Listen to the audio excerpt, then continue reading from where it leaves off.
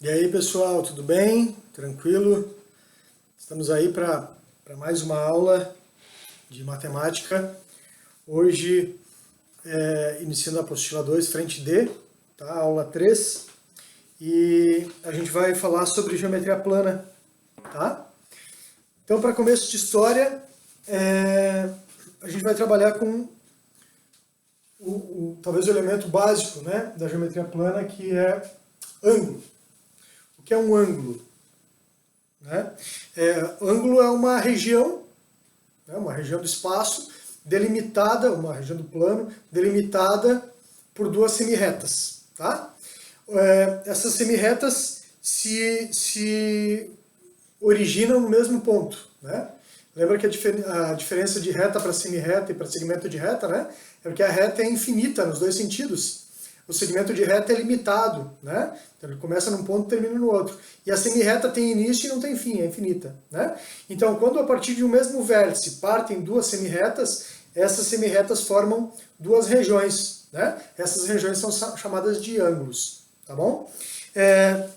Como é que se mede um ângulo? Então a gente usa basicamente dois sistemas. O sistema sexagesimal, né, base 60, que é o grau e os seus submúltiplos, né, o minuto e o segundo. Né? Você sabe que a circunferência é dividida em 360 partes, cada uma dessas partes é chamada de 1 grau. O grau é dividido em 60 partes, e cada parte é chamada de minuto, assim como a hora, né? Também tem o sistema sexagesimal. E cada minuto é dividido em 60 partes, e cada parte é chamada de segundo. Tá? Então, assim como hora também. Tá bom? Nós temos também o sistema circular, que é quando você... sobre um arco, sobre uma circunferência, né, que é a linha que limita o círculo, sobre a circunferência você marca um comprimento igual ao raio. Quando você faz isso e liga os extremos ao centro, tá, você tem o desenho disso lá na página 1, você liga o centro desse arco formado a partir do comprimento do raio, liga esses extremos do arco ao centro, você forma um ângulo de 1 radiano. Tá? Para facilitar os nossos cálculos, convencionou-se chamar π radianos de 180 graus, ou relacionar π radianos com 180 graus. Você sabe que π é um número irracional, tá? Então isso é uma definição, tá? Que diz que o π radianos corresponde a 180 graus. Π é um número irracional, então como eu não teria como dividir a circunferência num número irracional de vezes, isso é utilizado para facilitar os cálculos com radianos, tá bom? A circunferência toda, então, tem 2 π radianos e meia circunferência, uma semicircunferência, ou seja, 180 graus corresponde a π radianos, ou π radianos corresponde a 180 graus. Você vai usar essa relação sempre que você tiver que transformar de radianos para graus ou a volta, tá bom? Classificação importante para alguns ângulos, né? O ângulo reto é aquele ângulo de 90 graus, o agudo é aquele ângulo menor que 90 graus, de 0 a 90, e o obtuso é o ângulo maior de 90 graus, ou seja, de 90 a 180 graus. Tudo bem? Ângulos complementares são aqueles cuja soma dá 90 graus, resulta 90 graus, suplementares quando a soma é 180 e replementares quando a soma é 360 graus. Tá bom? Mais um pouquinho de teoria. Ângulos determinados por retas paralelas e transversais. Então nós temos aqui duas retas paralelas, R e S, cortadas por uma transversal T. Tudo reta, tá pessoal? Todas retas infinitas. Então essa reta transversal formou sobre a reta R os ângulos A e B, tá? Que são chamados ângulos opostos pelo vértice. E sobre a reta S os ângulos C e D, que também são opostos pelo vértice. Tá? Então, como o B e o C são ângulos que estão entre as paralelas e um de cada lado da transversal, eles são chamados de ângulos alternos internos. Já os ângulos A e D estão fora das paralelas, né? Como se aqui você tivesse uma caixa. Fora da caixa estão os ângulos A e D. E um de cada lado também da transversal. Então eles são chamados de ângulos alternos externos. Tá bom? Agora vejam que interessante. O ângulo A e o ângulo B são ângulos opostos pelo vértice, portanto, de mesmas medidas. o ângulo C e o ângulo D, da mesma forma, né? Possuem a mesma medida por serem opostos pelo vértice. Os ângulos alternos internos também possuem a mesma medida, assim como os alternos externos possuem a mesma medida. Em consequência disso, esses 4 ângulos possuem a mesma medida. A e B por serem opostos pelo vértice, C e D por serem opostos pelo vértice, B e C por serem alternos internos, A e D por serem alternos externos. Ou seja, o ângulo A, o ângulo B, o ângulo C e o ângulo D possuem todos eles as mesmas medidas. Ok?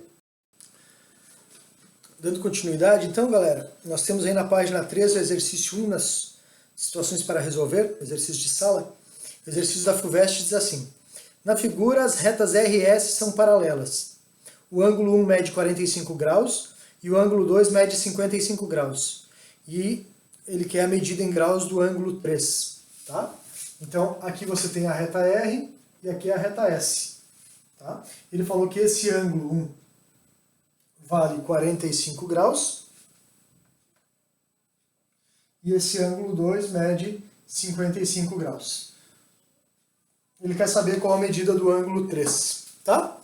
Bom, para resolver esse exercício, eu vou traçar outra reta paralela a S e R, passando por esse vértice. Vou chamar essa reta aqui de reta U qualquer, tá bom? Percebam que esse ângulo aqui é um ângulo alterno interno, porque se a reta U é paralela a R, ela forma ângulos alternos internos e alternos externos, certo? Então, se essas retas são paralelas, esse ângulo e esse são alternos internos, correto? Então, esse ângulo aqui tem a mesma medida de 1, ou seja, 45 graus. Por esse mesmo motivo, esse ângulo aqui e o ângulo 2 são alternos internos em relação a U e S. Então, esse ângulo aqui mede 55 graus. Para encontrar o valor do ângulo 3, basta eu somar 45 com 55, que vai dar 100 graus, alternativa E. Tudo bem? Bom, agora a gente chega num dos mais famosos teoremas da matemática, né? Que é o teorema de Thales. Thales determinou, ou descobriu, uma relação que existe de proporcionalidade entre os segmentos formados quando eu tenho retas transversais cortando retas paralelas. Tá? Então, eu tenho aqui um feixe com 4 retas paralelas cortadas por 2 transversais quaisquer. Tá? Então, eu vou chamar essa reta aqui de reta 1, 2, 3 e 4, só para facilitar. O segmento A está formado na reta R entre as retas 1 e 2. O segmento B entre 2 e 3 e o segmento C entre 3 e 4. Já na outra transversal T, o X é o valor, a medida do segmento formado sobre a reta T entre 1 e 2, Y entre 2 e 3 e Z entre 3 e 4. Percebam que eu falei em proporcionalidade, não falei em igualdade, tá, pessoal? Então, até pode acontecer desse segmento ser igual a esse, mas não é essa a propriedade, né? Não é isso que a propriedade nos garante.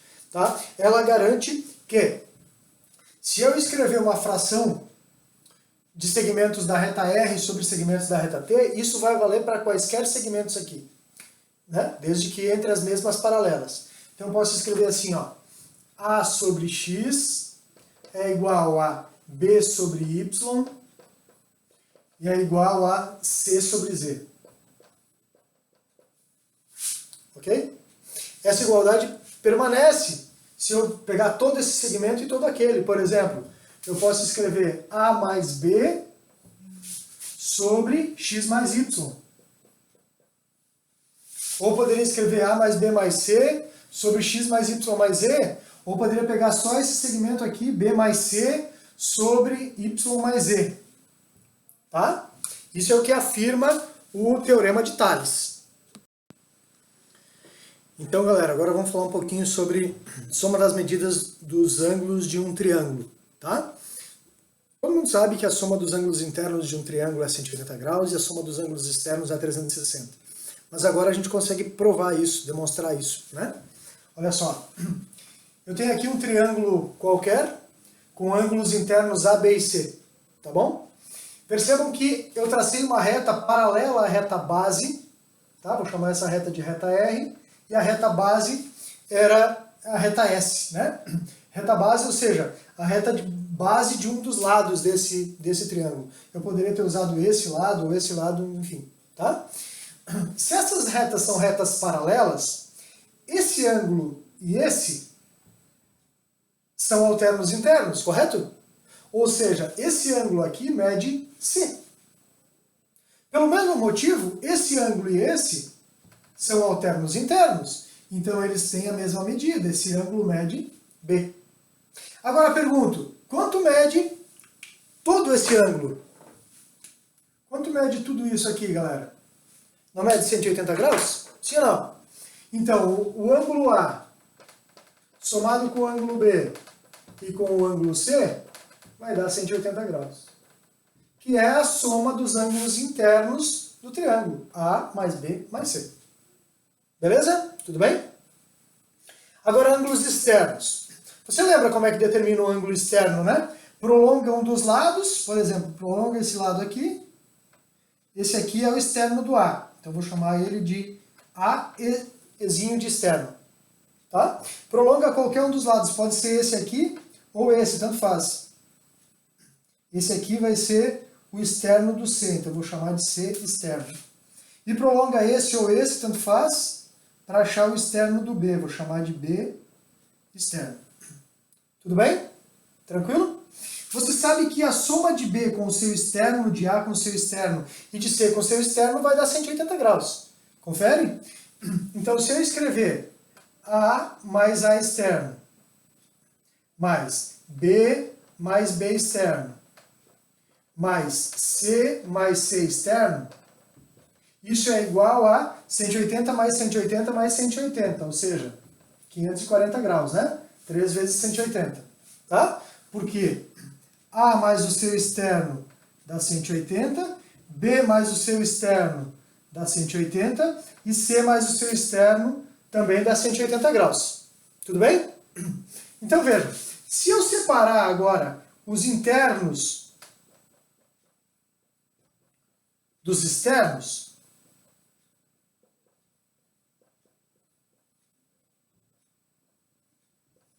eu posso fazer isso, né? É uma soma, né? Eu posso somar esse, depois somar os outros três e depois juntar tudo, se quiser, né? Isso aqui vai continuar dando os mesmos 540 graus. Confere? Mas você já sabe que essa soma aqui dá 180. Então você tem 180 graus mais A externo mais B externo mais C externo é igual a 540 graus. Portanto, a soma do A externo com o B externo com o C externo é igual a 540 menos 180, né? 180 que está aqui somando passa para lá diminuindo. 540 menos 180 dá quanto? 360 graus. Então, a soma dos ângulos externos de um triângulo é igual a 360 graus. Então, galera, na página 4 tem a segunda situação para resolver, que é um exercício da Federal do Paraná. Na figura a seguir, as retas RS são paralelas e T é perpendicular à reta U. Perpendiculares são retas que se cruzam formando ângulos de 90 graus, né? Achar o valor do ângulo alfa. Então vamos lá, tá? Bom, eu tenho mais de uma forma de fazer esse exercício, com certeza, tá? Eu escolhi essa forma aqui, ó. Vou prolongar essa reta aqui, ela é uma reta, então é infinita, e vou prolongar essa, tá? Esse ângulo aqui é oposto pelo vértice a esse, então aqui também é alfa. Confere? Esse ângulo é em relação a essas duas retas aqui, né? Em relação a essas duas retas, eles são alternos internos, então esse ângulo vale alfa também, tá bom? Se esse ângulo é 90 graus, esse ângulo também é de 90 graus. Confere? E esse ângulo aqui é o ângulo interno desse triângulo formado com o externo 125.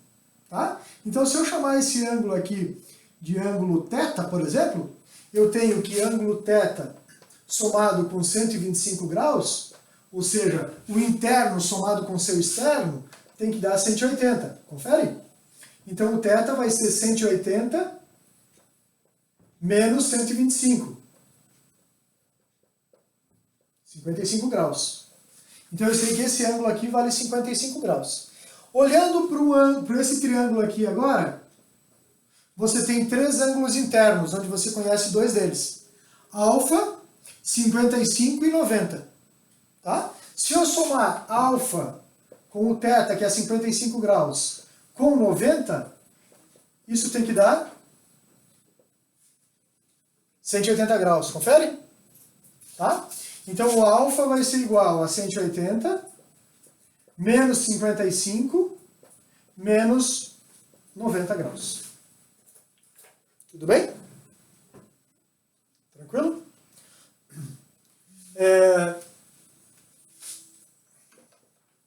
O alfa é igual a 180 menos 90. 180 menos 90 dá 90. 90 menos 55 dá 35 graus. Então o alfa é igual a 35 graus. Dando continuidade, galera, vamos falar um pouquinho sobre polígonos agora. Tá? Toda linha formada apenas por segmento de retas é chamada de linha poligonal. Tá? Um polígono é uma figura plana determinada por uma linha poligonal fechada. Quer dizer, começa num ponto, tem vários segmentos de reta e volta para o mesmo ponto. Tá? Essa é a definição de polígono. Ok? Os polígonos podem ser côncavos ou convexos. Tá? Nós vamos nos ater aos convexos, vamos estudar mais os convexos, mas existem os polígonos côncavos. Como que eu sei que ele é um polígono côncavo? Quando, ao traçar as diagonais, que eu já vou falar o que são, uma parte de pelo menos uma das diagonais, passa por fora do polígono. Tá? Então, olha só. Todos os polígonos possuem vértices, lados e diagonais. Vértices são os pontos do polígono, né? Os pontos onde os lados se encontram. Então, AB é um lado, A e B são vértices, BC é um lado, B e C são vértices e assim por diante. Tá? Esse polígono tem 5 lados e tem também 5 vértices. Tá? Esse polígono tem 6 lados, ó, 1, 2, 3, 4, 5, 6 e 6 vértices. Tá? Como eu disse, ele tem diagonais. Diagonais são segmentos de retas que unem vértices não consecutivos. Então o A, por exemplo, não une nem com B nem com E como diagonal, porque AB e AE são lados, né? Então o A liga com D e A liga com C. Essas são as diagonais que partem do vértice A. Eu tenho as diagonais que partem do vértice B, as que partem do vértice C, se A já está traçada, e do D e do E. Tá bom? Então essas são as diagonais desse polígono. Lembra que eu falei que o polígono côncavo tem pelo menos uma das diagonais que passa por fora do polígono? Olha só, se eu ligar o ponto B, o C é o consecutivo, né? Então eu posso ligar com D ou posso ligar com E. Tem um pedaço da diagonal que passa por fora do polígono. Esse polígono é um polígono côncavo. Tá bom? Os nomes dos polígonos. Os nomes dos polígonos são dados a partir do número de lados que ele possui. Tá? Então, o polígono com 3 lados é o triângulo, né? Que você já conhece. De 4 lados é o quadrilátero, que a gente também utiliza muito, né? O quadrado, o retângulo, o paralelogramo, enfim. O de 5 lados é o pentágono, depois vem hexágono, heptágono, octógono. Você tem aí na página 5 vários nomes até o 20, né? Que é o icoságono, o polígono de 20 lados. Tá bom? O polígono, quando ele possui todas as medidas dos seus lados iguais, todos os lados têm a mesma medida, depois do nome dele vem a palavrinha regular. Então um polígono é regular quando? Quando ele tem todas as medidas dos lados e todas as medidas dos ângulos internos e externos congruentes. Tá? Então se todas as medidas dos ângulos internos são congruentes, todas as medidas dos ângulos externos também são congruentes e todas as medidas dos lados também são congruentes, esse polígono é chamado de polígono regular. Beleza, galera? Então, caminhando para o final da parte teórica da nossa aula, eu tenho 3 tópicos importantes aqui para falar para vocês. Primeiro, número de diagonais. O número de diagonais é dado por essa fórmula, n vezes n menos 3 sobre 2. Tá? Por que dessa fórmula? Rapidinho aqui, olha só.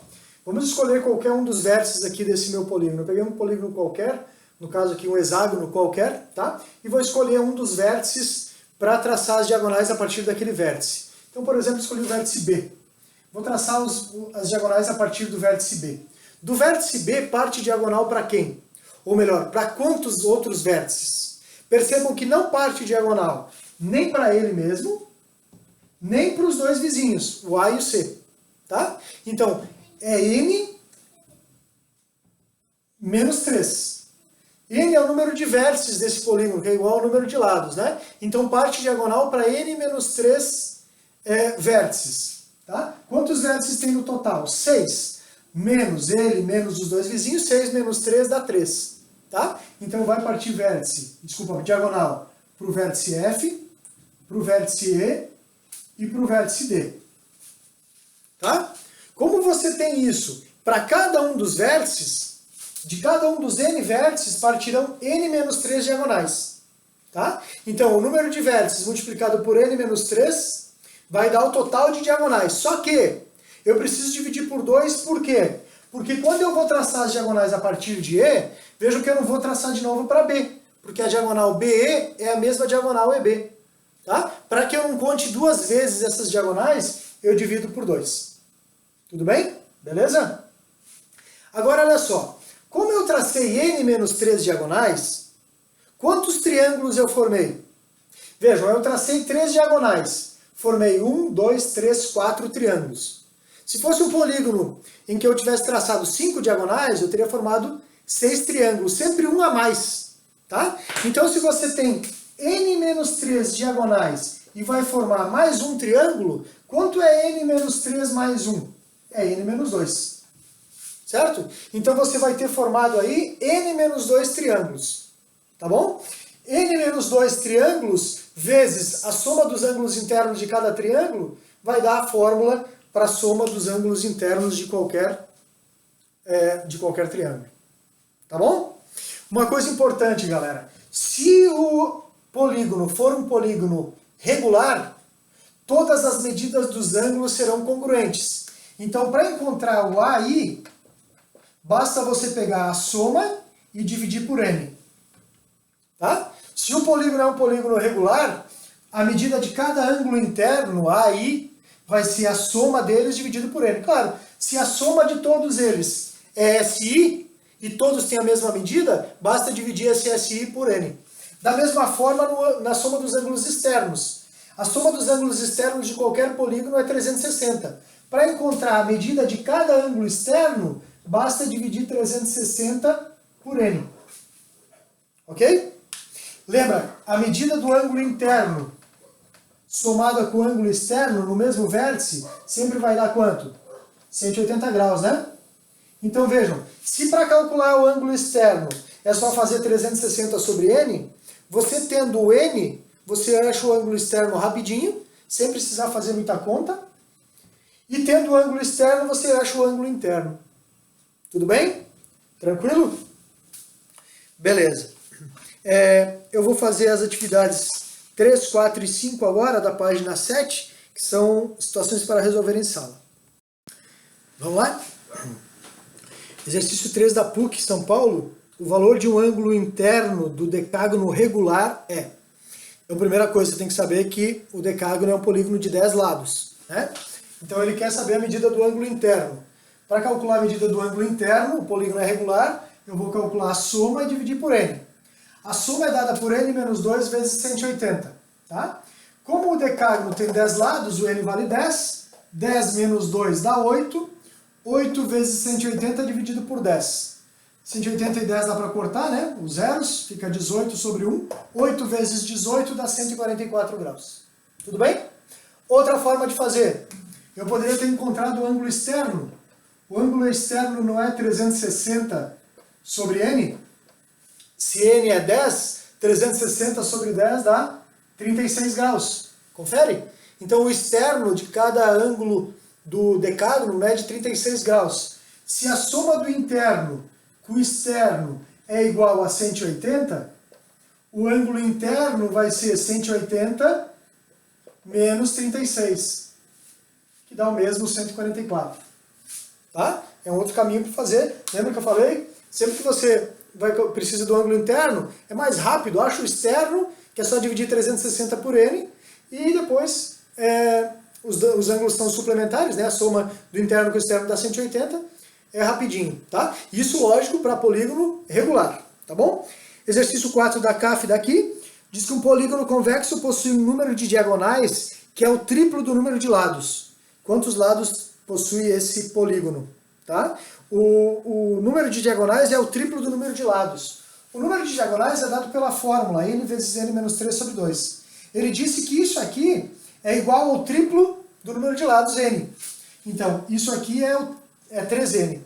Como o n é o número de lados de um polígono, o n não pode ser zero. Com isso eu posso cortar o n aqui, né? Lembra que eu só posso cortar quando eu tenho certeza que o n não é zero, porque não existe divisão por zero, né? A gente não define divisão por zero. Então ficou n menos 3 sobre 2 igual a 3. O 2 multiplica o 3, fica n menos 3 igual a 6. O 3 que está diminuindo passa para lá somando, n igual a 9. Assim como a número 3, a número 4 também deu letra D. Ok, galera? Então, para encerrar, exercício 5 da Unifesp diz que os pentágonos regulares congruentes podem ser conectados lado a lado, formando uma estrela de 5 pontas, conforme destacado na figura. Ou seja, esses pentágonos aí da figura são pentágonos regulares, tá? Se eles são pentágonos regulares, eu posso calcular a medida de cada ângulo interno, fazendo a soma dos ângulos internos dividido por n. n menos 2 vezes 180 dividido por n, com n igual a 5, porque é pentágono, vai me dar um ângulo interno de 108 graus, tá? Depois você pode ir pausando o vídeo aí para ver o passo a passo mais tranquilamente, tá bom? Então, cada ângulo interno mede 108 graus, ou seja, esse ângulo aqui mede 108, esse também mede 108, todos eles medem 108 graus, né? A soma de todos esses ângulos tem que dar 360. Então eu tenho 108 mais 108 mais 108 mais θ, tendo que dar 360 graus. Se 3 vezes 108 mais θ tem que dar 360 graus, o θ vai dar 36 graus.